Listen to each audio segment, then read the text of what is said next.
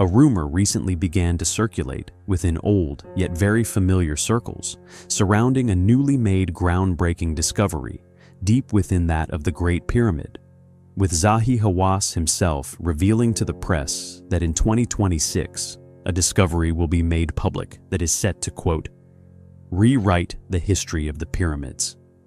One has to wonder what this discovery could be. What could it contain? Could it be that they will finally reveal once and for all the true purpose for these great ancient structures? Perhaps revealing details which could lead, or at least indicate its true age, or perhaps more importantly, how they accomplished such a feat so far back within history.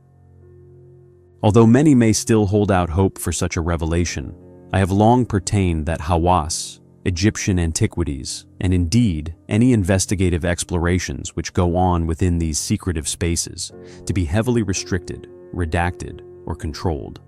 I would even go so far as to postulate they actively conceal these artifacts and evidences from the wider world.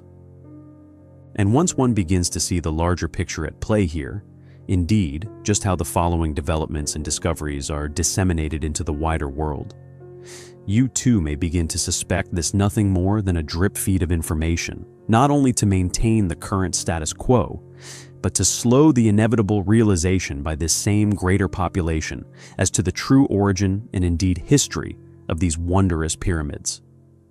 For although Zahi has long claimed that his mission is to find the final resting places and indeed tombs of such figures as that of Nefertiti, you may begin to suspect that he too knows far more about these three giant mysteries than initially meets the eye.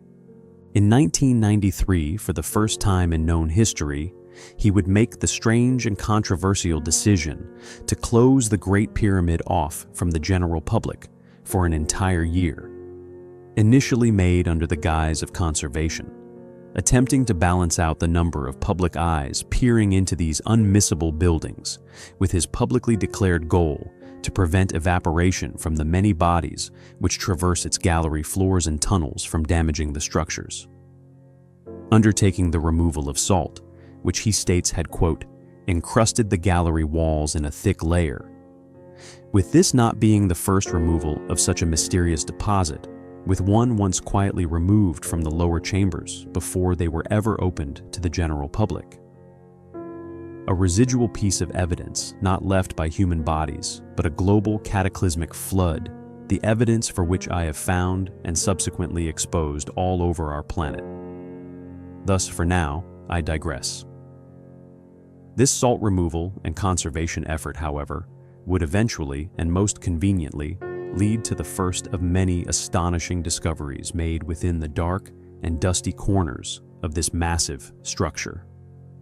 Thus it would appear upon the surface that whilst the public, and most notably the media, were conveniently locked out far away, the find of the century would reportedly be made within. Now known as Gantenbrink's Door, and supposedly found by complete accident, whilst Zahi was reportedly attempting to solve the air circulation problem within, by utilizing the infamous shafts already and originally incorporated into the structure, Gantenbrink, along with his groundbreaking robotic technology, would discover secret passages, tiny doors, and most likely secret chambers which I hypothesize have been kept under wraps ever since. Zahi would later write, quote, the shafts were originally discovered in September of 1872 by British engineer Wayneman Dixon. Dixon had pushed a wire through the joints of the masonry of the south wall and realized there was a hollow space behind it. He then chiseled through the wall and found the southern shaft. He looked for a shaft in the equivalent area of the north wall and found one. When he lit a candle and placed it in the southern shaft, it flickered, telling him that there was a slight draft. During the 1993 explorations of the Queen's Chamber shafts, Gantenbrink made some intriguing finds.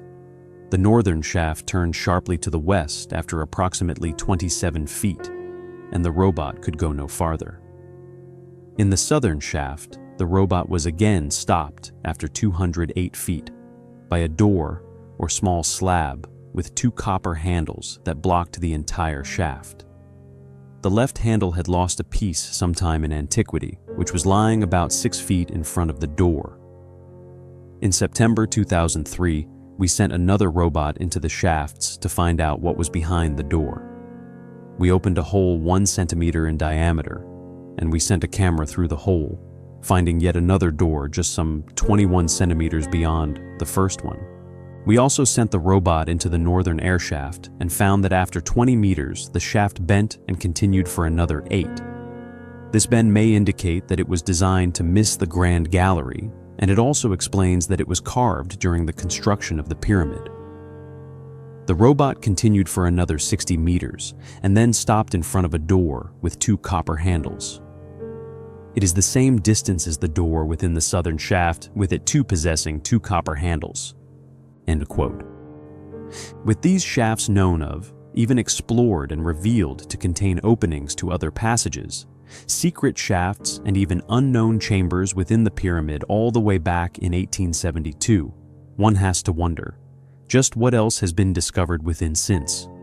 What profound understandings of what these things were, or indeed their past function, has been kept secret? Keeping us in the dark merely to uphold what I claim to be nothing more than a myth, a lie once generated by the Egyptians themselves in a deceptive yet successful attempted display of power and abilities. And with Zahi Hawass now coming out to the press to declare another discovery, if we go by previous finds, with the last declared all the way back within 2003, with a notable decade between the exhibitions, whatever this expose may be, it will most likely be sterilized of any information which could lead one to prove, once and for all, either way, just who built this place. For the mystery, not only more profitable, but possibly even part of the original purpose for their creation. For perhaps the journey to the discovery more valuable than the discovery itself. Yet regardless, one has to know, and I will endeavor to keep you all updated on whatever it is they find, and if there is indeed anything they miss or mistakenly expose of substance. What do you think Zahi Hawass, and indeed Egyptian antiquities as a whole, are going to publicly reveal the find to be? Will it, as before, be yet another looted chamber, claimed as having somehow been robbed in antiquity, even though it found deep within the pyramids impenetrable bowels, and also only accessible with the use of modern robotic technology? Or will we finally get a valid explanation for what these things once were? Whatever it could be, I find its existence, and indeed the entirety of the Great Pyramids themselves, highly compelling.